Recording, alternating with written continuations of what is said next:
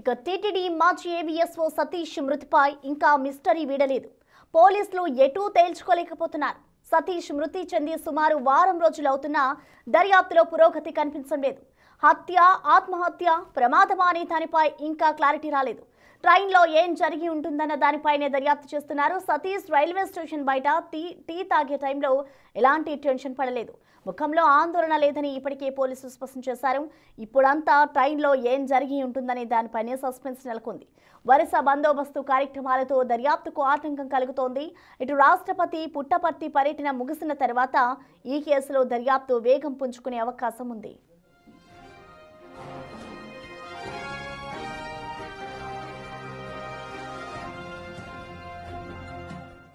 ఇక ఏవీఎస్ఓ సతీష్ మృతి కేసుకు సంబంధించి ఇంకా మిస్టరీ వీడలేదు. ఇటు వారం రోజులు గడుస్తున్నా కూడా ఈ కేసులో అయితే ఇంకా పురోగతి సాధించలేదు పోలీసులు. ఇది హత్య, ఆత్మహత్య లేదా ప్రమాదమా అనేది కూడా ఇటు పోలీసులకైతే ఇంకా క్లారిటీ రాలేదు. ప్రస్తుతం అయితే దీనిపై పోలీసులు ఇంకా లోతుగా దర్యాప్తు చేస్తూ ఉన్నారు.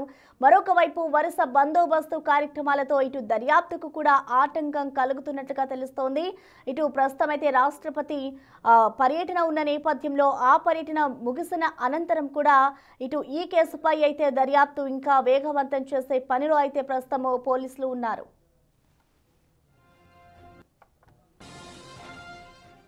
ఈ ఘటనపై పూర్తి డీటెయిల్స్ ని మా ప్రతినిధి యోగానంద్ అందిస్తారు. యోగానంద్, చెప్పండి, అసలు ఏవీఎస్ఓ సతీష్ మృతికి సంబంధించి ఇంకా దర్యాప్తు కొనసాగుతూనే ఉంది, ఇంకా మిస్టరీ అయితే విడలేదని అనుకోవాలి. సో పోలీసులు ఇప్పటి వరకు ఎలాంటి ఆధారాలను సేకరించారు, అసలు ఎటువంటి దర్యాప్తు చేస్తున్నారు?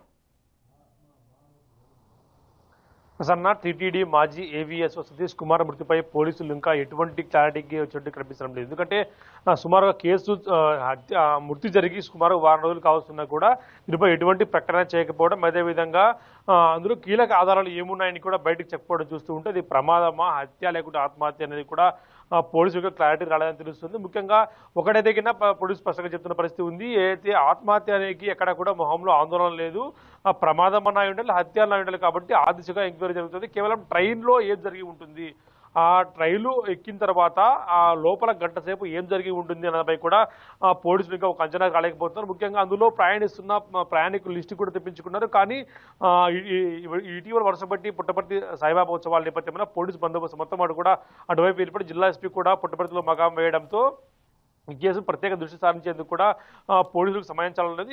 ఒకవేళ బాబా జయంతి ఉత్సవాలు ముగిసిన తర్వాత మరొకసారి ఈ కేసుపై దృష్టి సారించే అవకాశం పరిశీలిస్తున్నారు. ముఖ్యంగా ఈ ప్యాసింజర్ లిస్ట్ తెప్పించుకొని అందులో ప్రయాణించిన వారు ఎవరెవరు, అందులో నేరస్తులు ఎవరైనా ఉన్నారా, పూర్వపు నేరాలు చేసిన వాళ్ళు ఎవరైనా ఉన్నారని అన్నది కూడా పరిశీలిస్తున్నారు. ముఖ్యంగా 13 మందిని కూడా గుర్తించినట్టు తెలుస్తుంది. ఆ 13 మందిని కూడా ఐడెంటిఫై చేసినట్టు తెలుస్తుంది. ఒకవేళ ఆ 13 మంది విచారణకు వస్తే మాత్రమే ఈ కేసులో మరొక ముందడుగు కనిపిస్తుంది. ఇప్పటి వరకు అయితే ఎందుకంటే కీలక దర్యాప్తులో కేవలం సీసీ ఫుటేజ్ సేకరించారు.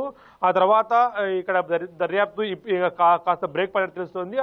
అయితే ఈ బందోబస్తు కార్యక్రమాలు ప్రోటోకాల్ భద్రత ఉండటంతో అటువైపు వెళ్లారు.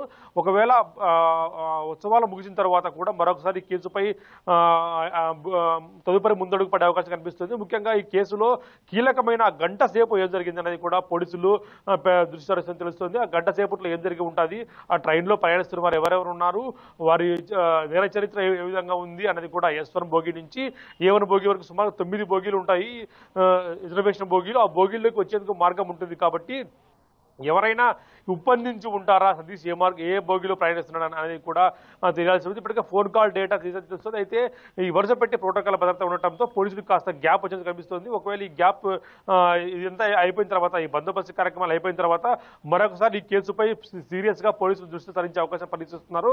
ప్రస్తుతం జిల్లా ఎస్పీ కూడా పుట్టపర్తిలో మకాం వేయడంతో కాస్త ఈ విచారణకు బ్రేక్ పడి తెలుస్తుంది. Prasanna, okay, thank you Yoganand.